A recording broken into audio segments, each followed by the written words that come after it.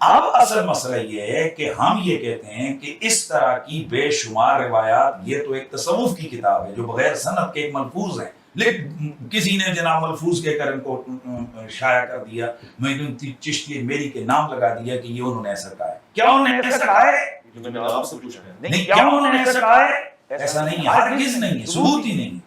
یہ ایک تصوف کی کتابیں دیکھیں، حدیث کی بہت ساری کتابوں کے اندر ایسی ایسی روایتیں ہیں، خود سیاق کے اندر، سیاستہ کے اندر ایسی ایسی روایتیں موجود ہیں کہ جن کا معنی بہت بڑا خطرناک ہے۔ بات یہ ہے کہ ہم اس عبارت کو غلط کہتے ہیں، اس کو کفریہ کہتے ہیں کہ یہ جو عبارت ہے لا الہ چشتی رسول اللہ، یہ کفری ہے۔ اسی طرح مرزا صاحب وہ مشکاہ شریف، یہ ہمارے پاس ہے، اس حدیث کے حوالے سے کہا ہے کہ جس میں جو کہ مسند احمد بن حنبل کی ہے، اور امام بخاری نے اس کو الادب المفرد کے اندر ذکر کیا ہے کہ من تعاذ بذائے جاہلیہ، یہ روایت ہے کہ جو کوئی آدمی اپنے جاہلیت کے نسب کی طرف نسبت کرے اور اس پر فخر کرے تو اس کو چاہیے کہ وہ اپنے باپ کا عضو تناسل کاٹ کر اپنے منہ میں رہے۔ تو اس کو آگ کیوں نہیں لگائی آج تک؟ مرزا صاحب کیا اس پوری تورات اور زبور اور انجیل کے اندر جو 2 صفوں کے یعنی 2 کاٹھیوں کے اندر ہے، اس کی ہر چیز کو وہ کتاب اللہ سمجھتے ہیں؟ وہ اس بات کو بیان بھی کر چکے ہیں اور اس کو وہ تسلیم بھی کریں گے اور کرتے ہیں کہ اس کے اندر بہت ساری ایسی لغویات اور ایسی چیزیں موجود ہیں کہ جو انبیاء کی توہین کے اوپر۔ تو پھر آپ جس کے اندر نبی کی گستاخی اس پوری کتاب کی تعظیم کیسے کر سکتے ہیں؟ علی بھائی اگلا سوال کریٹیکل ہے۔ گستاخانہ عبارت والی بکس کا جھوٹا دفاع کرنے والے بعض علماء کی جانب سے آپ کے خلاف ایک نیا اعتراض مارکیٹ میں آیا ہے، اور وہ یہ کہ آپ صوفیاء کی بکس کی پرنٹنگ کو بند کروانے کا مطالبہ کرتے ہیں، جبکہ دوسری طرف احادیث کی بکس کی پرنٹنگ کیوں نہیں رکواتے، حالانکہ ان کتابوں میں بھی ضعیف اور من گھڑت احادیث موجود ہیں۔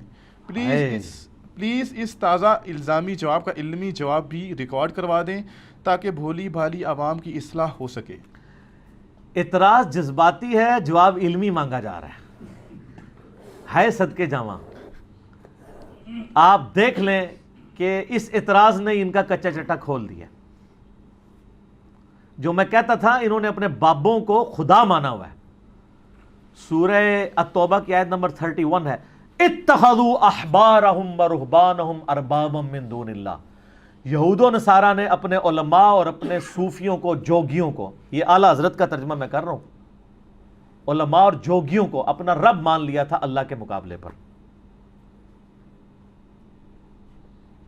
اور اس کو سپورٹیو و ترمذی کی روایت ہے، بعض محدثین کے نزدیک ضعیف ہے لیکن فٹ ان بیٹھتی ہے اس پہ۔ عدی بن حاتم نے کہا یا رسول اللہ ہم تو اپنے بزرگوں اور جوگیوں کو اپنا رب نہیں مانتے تھے، علماء کو۔ آپ نے فرمایا صلی اللہ علیہ وآلہ وسلم کیا تم ان کی حلال کی چیزوں کو حلال اور حرام کی چیزوں کو حرام نہیں مان لیتے تھے؟ کہا یا رسول اللہ ایسا ہی تھا۔ آپ نے فرمایا یہی تو رب ماننا ہے۔ وہ عیسائی سے مسلمان ہوئے تو ان کی آیت ہمارے بارے میں کیوں نازل ہوئی ہے؟ یہ بالکل فٹ ان بیٹھتی ہے۔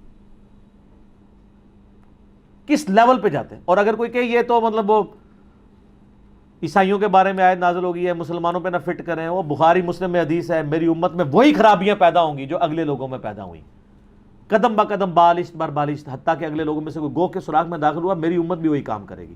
صحابہ نے پوچھا یہ اگلے لوگوں سے مراد کیا؟ یہود و نصارہ ہیں۔ آپ نے فرمایا اگر وہ مراد نہیں تو اور لوگ کون سے لوگ مراد ہیں؟ اچھا بعض لوگوں نے کہا یہ ہے کہ یہود و نصارہ کے فیشن شروع کر دے گی۔ نہ، پرانی کہانیاں۔ ترمذی میں اس کا شان ارشاد بھی موجود ہے، جامعہ ترمذی میں حدیث ہے ذات انوات والی، مشکات میں بھی موجود ہے کہ نبی صلی اللہ علیہ وآلہ وسلم ایک جنگ کے موقع پر، غزوہ حنین کا موقع، جا رہے تھے، راستے میں ایک درخت آیا ذات انوات اسے کہا جاتا تھا، جس پہ مشرکین عرب اپنی تلواریں لٹکایا کرتے تھے تاکہ جنگ میں فتح ہو، جس طرح آج کل مسلمان ماشاءاللہ ٹاکیاں باندھ رہے ہیں درباروں کی درختوں پہ۔ تو بعض صاحب نے عرض کیا اللہ کے رسول آپ ہمارے لیے بھی کوئی درخت مقرر کر دیں۔ اوئے ہوئے ہوئے، امام الموحدین صلی اللہ علیہ وآلہ وسلم غضبناک ہوئے، انہوں نے کہا سبحان اللہ، اللہ پاک ہے۔ اس میں معذوف تھا عما یشرکون، جو لوگ اس کے ساتھ شرک کرتے ہیں۔ آج تو تم نے وہی بات کر دی جو موسیٰ کے ماننے والوں نے کی تھی۔ سورۃ الاعراف کی آیت نمبر 138 آپ علیہ السلام نے تلاوت کی کہ جب موسیٰ کی قوم ایک ایسی قوم کے پاس سے گزری جہاں پہ کچھ لوگ بتوں پہ اعتکاف کیے ہوئے تھے، سورۃ الاعراف آیت نمبر 138، تو انہوں نے کہا موسیٰ آپ ہمارے لیے بھی کوئی خدا کا بت بنا دیں، ہم اس پہ اعتکاف کر کے بیٹھیں۔ تو موسیٰ علیہ السلام نے کہا اوے جاہلو، حالانکہ نبی کے صحابہ ہیں, ان کی موجودگی میں اللہ کا بت مانگ رہے ہیں. آپ نے فرمایا میرے صحابہ, تم نے بھی موسیٰ کے صحابہ والا ہی کام کیا ہے. اچھا, آپ نے راضی ہونے کو میں نے صحابہ کی توہین نہیں کی ہے, نبی علیہ السلام نے بیان کیا ہے. تو آپ نے فرمایا آج تم نے وہی بات کر دی ہے. پھر آپ نے وہاں پر فرمایا تھا تم بھی اگلے لوگوں کے پیچھے چل پڑو گے, قدم با قدم بالشت بر بالشت. یعنی یہ فیشن کا ذکر نہیں تھا, مشرکانہ اوہام اور عقیدوں کا ذکر تھا.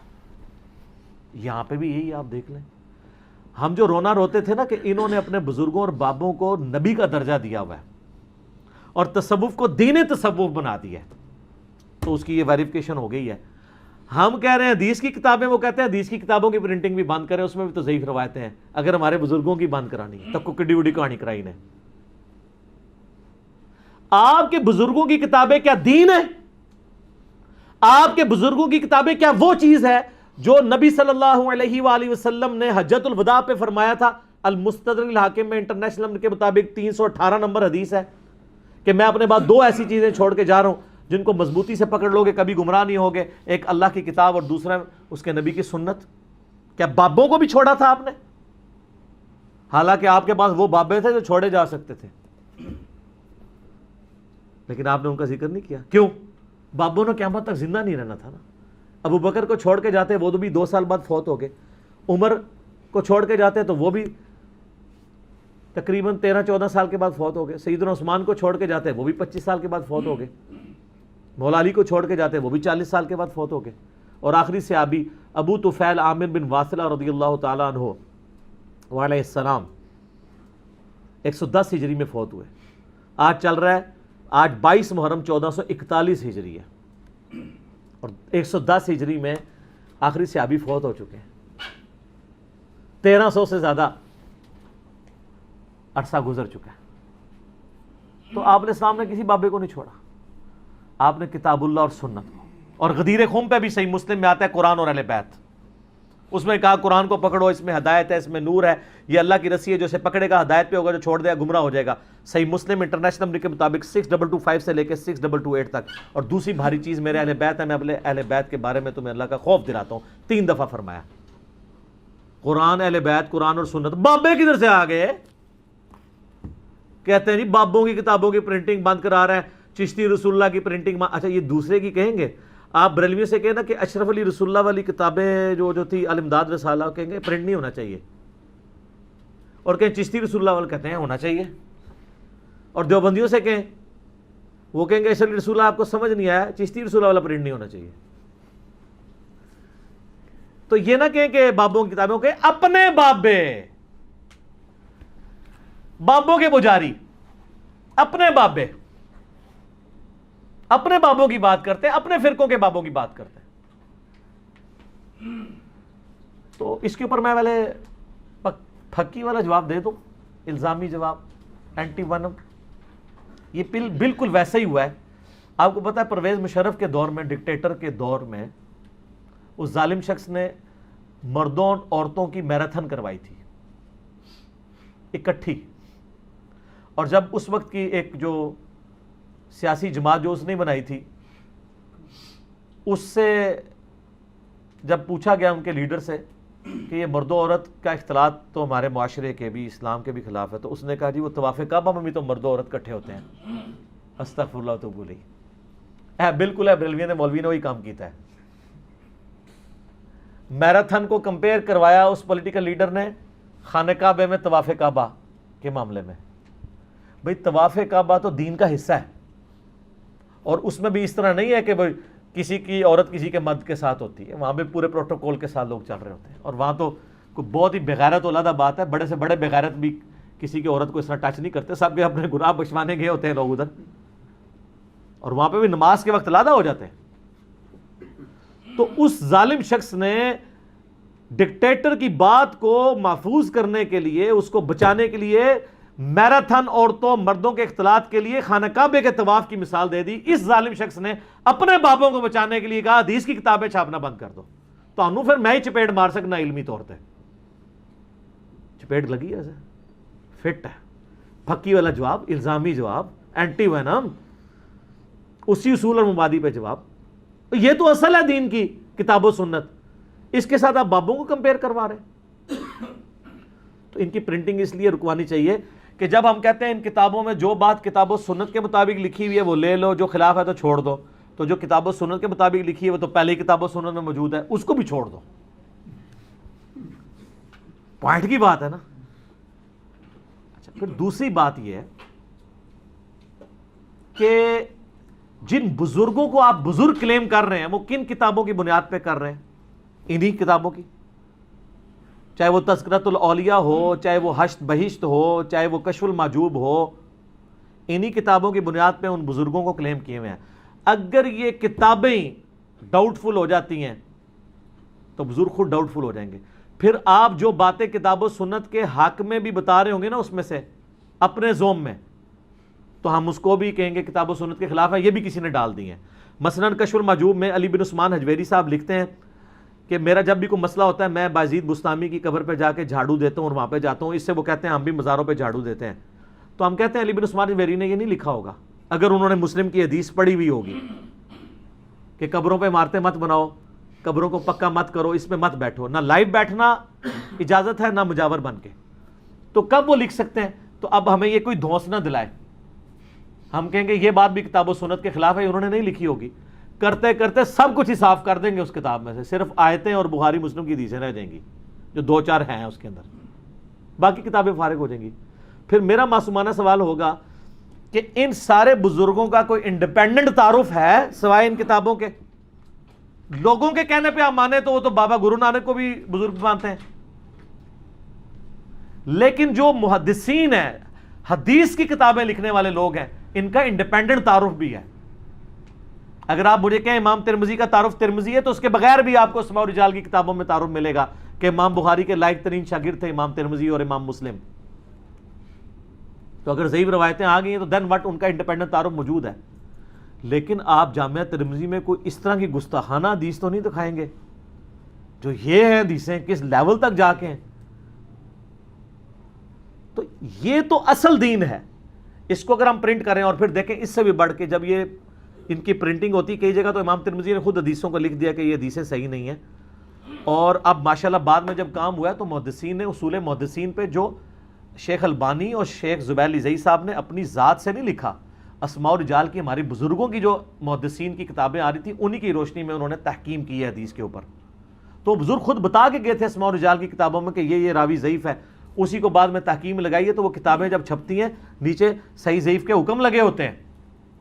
آپ میں ساتھ ہوں، آپ کشف المحجوب چھاپیں، جہاں جہاں گستاخانہ واقعات ہیں جو میں نے ہائی لائٹ کی ہیں، نبی علیہ السلام کا سکینڈل نعوذ باللہ ایک صحابی کی بیوی کے ساتھ صاحب اور سکر میں ڈال دیا گیا، نعوذ باللہ۔ میرے کلپ آپ دیکھ لیں، چشتی رسول اللہ والا کلپ دیکھیں، اشرف علی رسول اللہ والا کلپ دیکھیں، سب کچھ پتہ چل جائے گا، میرا ریسرچ پیپر بھی ہے۔ تو اس کے نیچے فٹ نوٹ پہ لکھ دیں کہ یہ انتہائی گستاخانہ واقعہ ہے، اس سے کوئی دلیل نہ پکڑے، اس پہ کوئی ایمان نہ لائے۔ تو پھر آپ سے آ کے لوگ خود پوچھیں گے کہ یہ واقعہ تو جنید بغدادی کے صاحب اور بایزید بستامی کے سکر کی دلیل تھا، اب اگر اس سے بھی دلیل نہ پکڑیں تو پھر یہ صاحب اور سکر کہاں سے آ جائے گا؟ وہ ایک بلڈنگ نہیں گرے گی، یہ ان کی بنیاد ہل جائے گی۔ تو یہ اس طرح کی باتیں کر کے یہ اپنے آپ کو خود بے عزت کروا رہے ہیں۔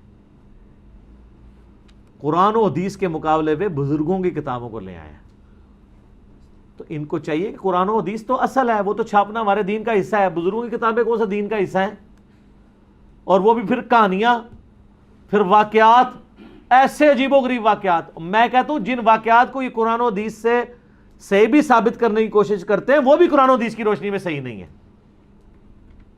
وہ بھی ساری کہانیاں ہیں، ہم ان واقعات کو صحیح نہیں سمجھتے۔ اگزامپل کے طور پہ بات کرتا ہوں،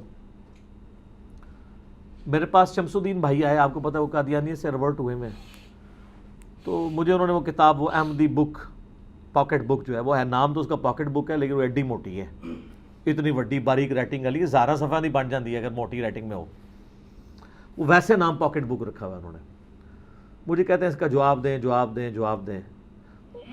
اچھا، اب جب وہ میں نے باتیں پڑھی نا اعتراضات کی، تو میں اعتراض کے جواب پڑھنے سے پہلے ہی اس رزلٹ پہ پہنچ گیا کہ اگر یہ اعتراض ہوا ہے نا تو انہوں نے کشف المحجوب سے اس کا یہ جواب دینا ہے، تذکرۃ الاولیاء سے یہ جواب دینا ہے، حشت بہشت سے یہ دینا ہے، اور وہی نیچے دیا ہوا تھا۔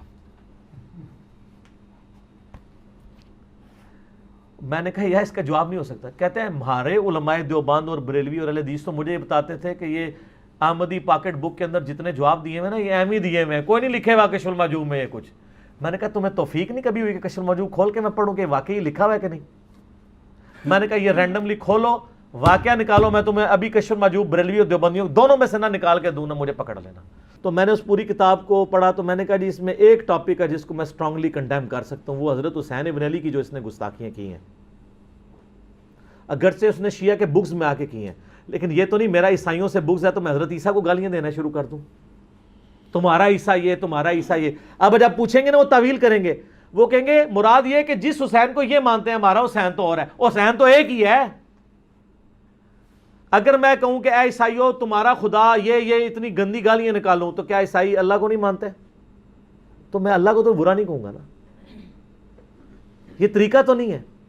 تو وہ اس کی تعویل باطل یہ کرتے ہیں کہ وہ جو کہا تمہارا حسین, اس سے مراد حسین ابن علی نہیں تھا, وہ جس کو نصیریہ مانتے تھے, جس کو رافضی مانتے تھے. او بھائی نصیریہ رافضی اسی حسین کو مانتے ہیں جس کو آپ مانتے ہیں, وہ صرف اس کو غلو کرتے ہیں, ہم غلو نہیں کرتے ہیں, لیکن حسین کو تو آپ برا نہیں کہہ سکتے.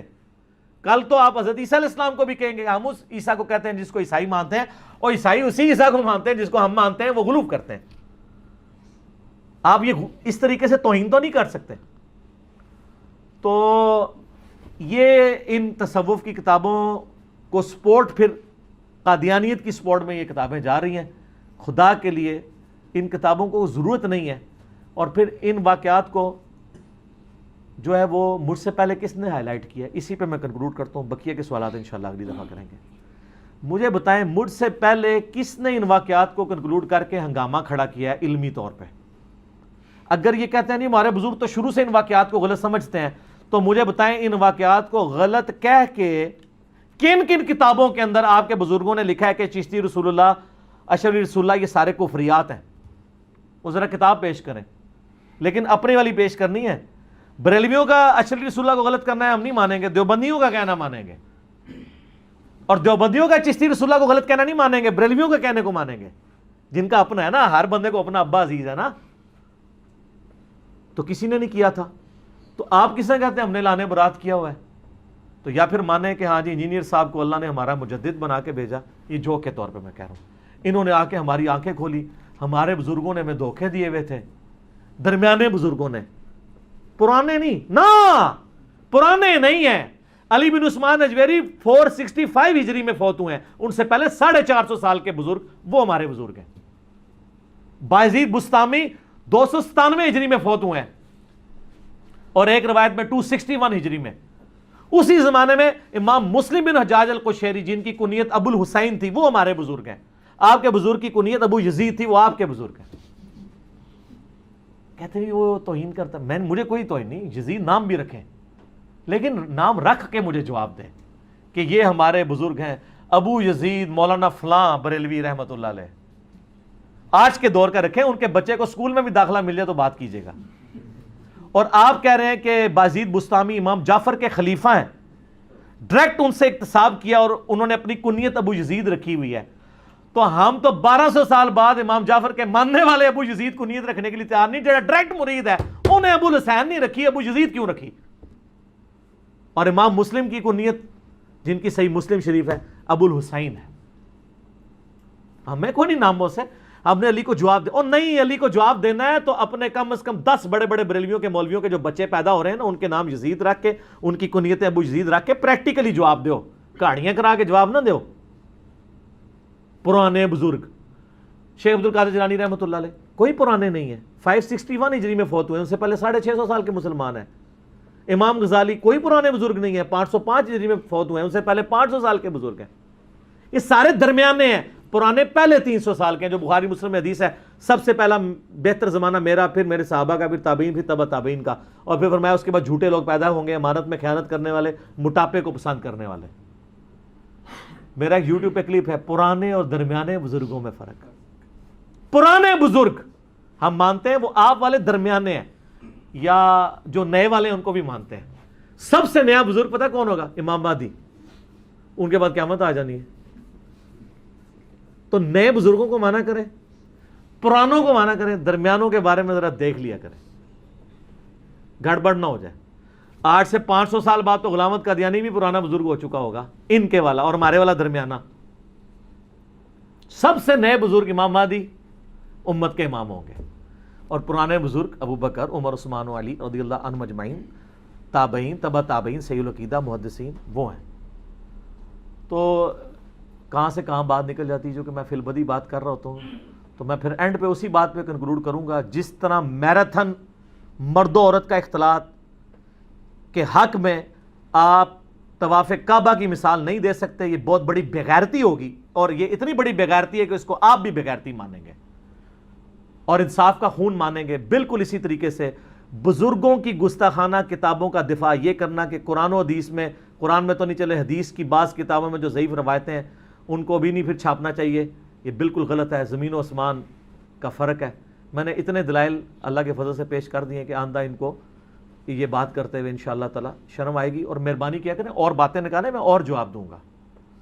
میں آپ کو بتاؤں، مجھے ایک بہت بڑے ان کے بریلویوں کے مفتی نے فون کیا، پھر میری ان سے ملاقات بھی ہوئی، انہوں نے مجھے کہا جی پیر میر علی شاہ صاحب کے بارے میں آپ نے ایک بات کی ہے تو بڑی گستاخی ہو گئی ہے یہ وہ۔ میں نے کہا جی پیر میر علی شاہ صاحب کی میں نے اتنی تعریف کی ہے اس کلپ کے اندر چشتی رسول اللہ والے میں، کہ ان میں ٹالرنس تھی، وہ اہل حدیث جو ایک عالم تھے ثناء اللہ امرتسری، ان کو انہوں نے اپنے مسلح پہ کھڑا کیا تھا، جو ٹالرنس آپ کے اندر نہیں ہے۔ آپ تو اہل حدیث کی مسجد میں جا کے نماز نہیں پڑھتے ہو، انہوں نے اپنے مسلح پہ کھڑا کیا تھا۔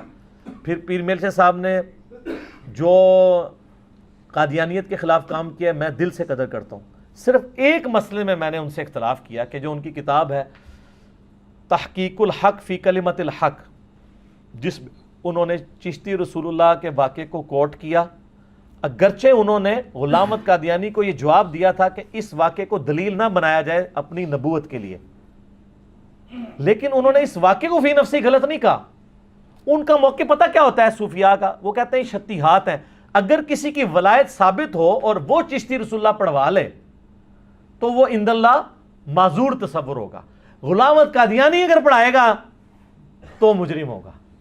اب یہ سودا عوام میں تو نہیں بیٹھ سکتے، یہ لوگ کہیں گے یار یہ کیا ہے، بخاری مسلم میں حدیث ہے میری بیٹی فاطمہ بھی چوری کرے اس کے بھی ہاتھ کٹیں گے، غلام احمد قادیانی دلیل نہیں بنا سکتا چشتی رسول اللہ کو، تو آپ کے بزرگ کیسے بنا سکتے ہیں دلیل؟ اور میں نے بات کی کہ یہ وہ کہتے ہیں جی آپ نے پیر میر شاہ صاحب پہ الزام لگا دیا، انہوں نے یہ کر دیا، پوری بات پیش کریں، اور اس پوری کتاب میں نا وہ والی عبارت نہیں دکھا رہے، آگے پیچھے کی ساری باتیں دکھا رہے ہیں میرے خلاف جو کلپ چڑھایا ہوا ہے۔ مجھے لوگ کہہ رہے ہیں جواب دو، میں جواب کیا دوں یار، خود کھول کے پڑھ لیں۔ اللہ تعالیٰ سے دعا ہے جو حق بات میں نے کہی اللہ تعالیٰ ہمارے دلوں میں راسخ فرمائے، اگر جذبات میں میرے منہ سے غلط بات نکل گئی اللہ تعالیٰ ہمارے دلوں سے معاف کر دے۔ سبحانک اللہم و بحمدک، اشہد ان لا الہ الا انت، استغفرک و اتوب الیک، وما علینا الا البلاغ المبین۔